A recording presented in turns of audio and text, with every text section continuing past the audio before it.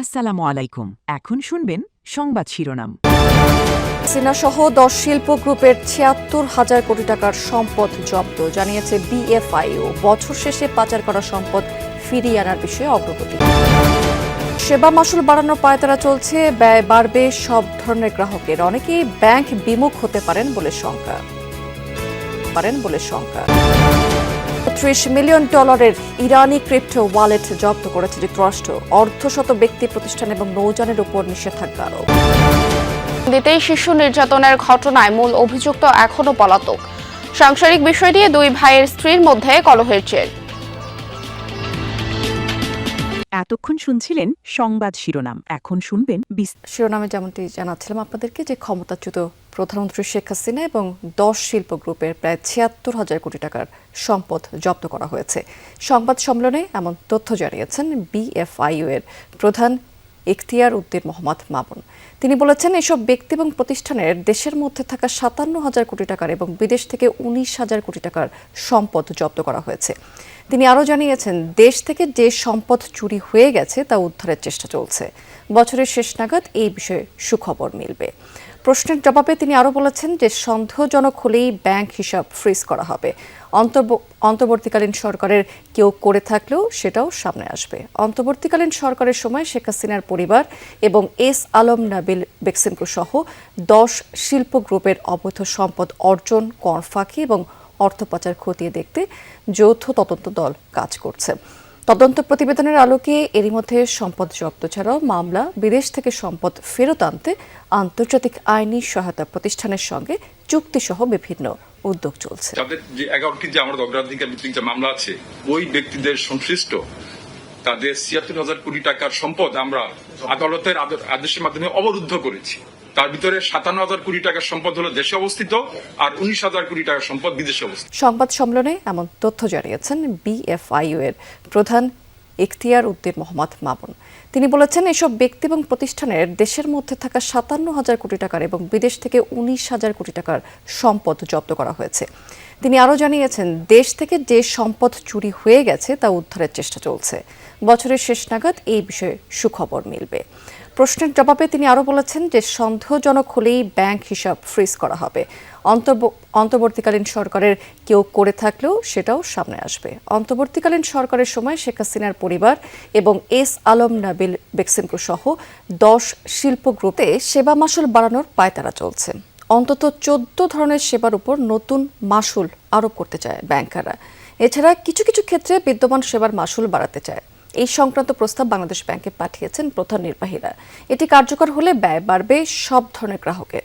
পরিচালন ব্যয় বৃদ্ধি পাওয়ায় সার্ভিস চার্জ সমন্বয়ের উদ্যোগ নেওয়া হয়েছে বলে জানিয়েছেন ব্যাংকাররা। যদিও বিশ্লেষকরা বলছেন যে এতে ব্যাংক বিমুখ হতে পারেন অনেকেই। আধুনিক আর্থিক লেনদেন ব্যবস্থায় ব্যাংকের বিকল্প নেই। নানা প্রয়োজনেই ব্যাংকের সেবা নিতে হয় গ্রাহকদের। জমানো টাকার নিরাপত্তা ছাড়াও সঞ্চয় কিংবা আন্তর্জাতিক ব্যবসা বাণিজ্য কোনো কিছুই ব্যাংক ছাড়া সম্ভব নয়। কিছু সেবার বিনিময়ে নির্দিষ্ট ফি বা মাশুল নিয়ে থাকে ব্যাংক, আবার কিছু সেবা বিনামূল্যেও দিয়ে থাকে। তবে হিসাব রক্ষণাবেক্ষণ, ঋণ প্রসেসিং ফি, সচ্ছলতা সনদ এবং পে অর্ডার ইস্যুর মাশুল বাড়াতে চায় ব্যাংকাররা। নতুন প্রস্তাব অনুযায়ী সঞ্চয় হিসাব থেকে মাসে 3 বারের বেশি টাকা উত্তোলন করলে মাশুল দিতে হবে গ্রাহককে। এমনি যেটা যাচ্ছে তো যাচ্ছে, আবারও যদি এক্সেস হয় টাকা উঠানোর সময় আবার নেবে এই ধরনের হয়, তাহলে তো অবশ্যই চাপ পড়বে। মানে স্টেটমেন্ট বা ব্যাংক সার্টিফিকেট ওঠাতে গেলে তো আমাদের একটা চার্জ কাটে, ওটার থেকে আরো তো ডাবল হলে এখন আমাদের জন্য বেশি প্রবলেম। আমরা ছোট ব্যবসায়ী, আমাদের যে টাকাটা কাটতেছে এটাই তো এক্সেস কাটতেছি। এর উপরে যদি আবার নতুন আইটেম বাড়ায়, এটা আমাদের জন্য ক্ষতিকর। নতুন প্রস্তাব কার্যকর হলে বেকায়দায় পড়বে ব্যবসায়ীরাও, খরচ বাড়বে আমদানি রপ্তানিতেও। বর্তমানে বিনা মাশুলে ঋণপত্র খোলা গেলেও নতুন প্রস্তাবে 2,000 টাকা দিতে হবে গ্রাহককে। এলসি সংশোধন ফি বেড়ে হবে দ্বিগুণ। নথি এন্ডোর্সমেন্ট এবং এলসি বাতিলের আবেদনে মাশুল দিতে হবে। রপ্তানি বিল সংগ্রহ এবং ব্যাংক গ্যারান্টি কমিশন বাড়িয়ে দ্বিগুণ করার প্রস্তাব করা হয়েছে। ব্যাংকাররা বলছেন, সেবার পরিসর এবং পরিচালন ব্যয় বৃদ্ধি পাওয়ায় মাশুল সমন্বয়ের প্রস্তাব করেছেন তারা। 10 বছর আগে আমার যে রেন্টাল যে ছিল, আমার যে ইউটিলিটি এক্সপেন্স ছিল, আমার অন্যান্য সার্ভিস চার্জ যেগুলো ছিল, আমার এএমসি যেগুলো ছিল, সেগুলো কিন্তু সিগনিফিকেন্টলি বেড়ে গেছে। তো আমার তো কিছুটা তো এটা তো কমার্শিয়াল অর্গানাইজেশন, তো আমার তো জুড়ে শত শত সামরিক বিমান এবং 20টিরও বেশি যুদ্ধজাহাজ মোতায়েনের মধ্য দিয়ে ইরানের জন্য হরমুজ প্রণালী ঘিরে ফের কার্যকর করা হয়েছে মার্কিন অবরোধ। কেবলমাত্র ইরান এবং তার মিত্রদের জন্য গুরুত্বপূর্ণ জলপথটি বন্ধের পাশাপাশি টোল আদায়ের সিদ্ধান্ত থেকে সরে আসার ঘোষণা দিয়েছেন মার্কিন প্রেসিডেন্ট।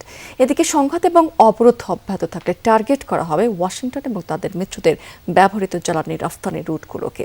হুঁশিয়ারি ইরানের বিপ্লবী গার্ড আইআরজিসির। ইরানকে কোণঠাসা করতে আবারও হরমুজ প্রণালীতে কার্যকর হলো মার্কিন অবরোধ। ইরানি বন্দর ও উপকূলীয় এলাকায় যাতায়াতকারী নৌযান ঠেকাতে 20টিরও বেশি মার্কিন যুদ্ধজাহাজের পাশাপাশি মধ্যপ্রাচ্য জুড়ে মোতায়েন রয়েছে শত শত সামরিক বিমান। সোশ্যাল হ্যান্ডেল এক্সে অভিযানের ভিডিও পোস্ট করে মার্কিন সেন্টকম জানায়, টানা 7 ঘন্টার অভিযানে ইরানের নৌ সক্ষমতা ও উপকূলীয় প্রতিরক্ষা ব্যবস্থা লক্ষ্য করে নিখুঁত হামলা চালিয়েছে ওয়াশিংটন। নৌ অবরোধ কার্যকর হলেও ঘোষণার একদিনের মাথায় হরমুজের টোল আদায়ের সিদ্ধান্ত থেকে সরে গেছেন মার্কিন প্রেসিডেন্ট। এর পরিবর্তে উপসাগরীয় দেশগুলোর কাছ থেকে নিরাপত্তা ব্যয়ের অর্থ আদায় করতে চান তিনি। কয়েকটি দেশ $1 মিলিয়ন বিনিয়োগ করতে চায় বলেও দাবি করেন মার্কিন প্রেসিডেন্ট।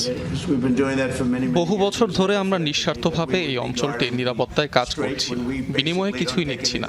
বিষয়টি অনৈতিক মনে হয়। আমি সুরক্ষা ব্যয়ের অর্থ ফেরত চাই। উপসাগরীয় কয়েকটি দেশের প্রভাবশালীরা জানিয়েছেন তারা যুক্তরাষ্ট্রে $1 মিলিয়ন বিনিয়োগ করতে চান। পাল্টা হুঁশিয়ারি এসেছে ইরানের বিপ্লবী গার্ড আইআরজিসির পক্ষ থেকেও। যুক্তরাষ্ট্রের সব অশুভ তৎপরতা শেষ না হওয়া পর্যন্ত বন্ধ থাকবে হরমুজ।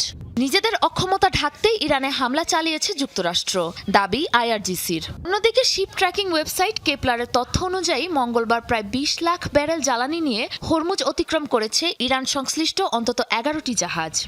সামাজিক মাধ্যমে দেওয়া পোস্টে এই তথ্য নিশ্চিত করেছেন মার্কিন অর্থমন্ত্রী স্কট বেসেন্ট।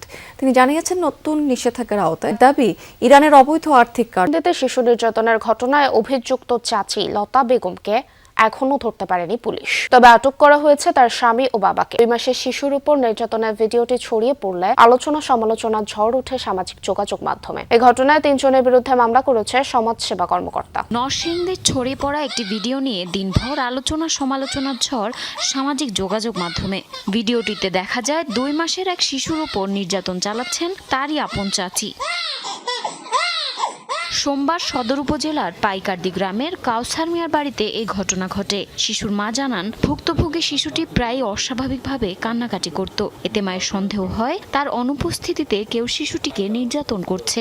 বিষয়টি নিশ্চিত হতেই গোপনে মোবাইল ফোনে ভিডিও ধারণের ব্যবস্থা করে বাথরুমে যান মা সাইবা বেগম।